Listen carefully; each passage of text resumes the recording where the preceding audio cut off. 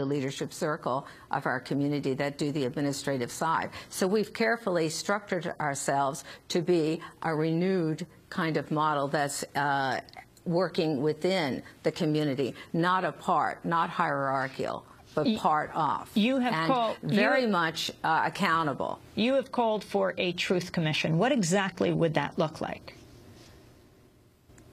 Well, I believe that that should be made up now internationally of people from different countries, and the non-ordained should be a big part of that, because in canon law, unfortunately, orders and powerful leadership, decision-making, is connected. So the church does not have a role for the non-ordained in a leadership position that's decision-making at the heart of our view of Catholicism. That needs to happen. So it needs to be made up of a decision-making body of people, and especially including the victims from these different countries, and of ordained and non-ordained, and I'd like to see married priests and women priests be part of that truth commission. We have got to get to the bottom of the roots of this crisis, and the roots go to how we do ministry and where power is in this church, and power is in the hands of an all-male leadership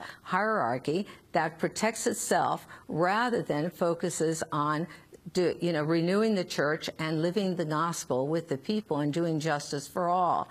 The protection of children should be a very high priority rather than protecting its own reputation. So all of this needs to be dealt with, and there needs to be structures of accountability put in where people, if there's a complaint, there is set up standards and groups that will investigate that. But one of the first things one would need to do is turn it over to law enforcement, and that would be a principle. These kinds of things need to happen with our church in order to really be renewed. We need a reformation, a new Pentecost, where we come together because we love our church and because we want to change it. And the bishops who have kept these pedophile priests in ministry should resign. In Ireland, they've taken leadership on that. 5 bishops have volunteered to resign because of their role. And the Pope has only accepted one of these resignations up to now. But that is, I think, an important thing for Catholics to do.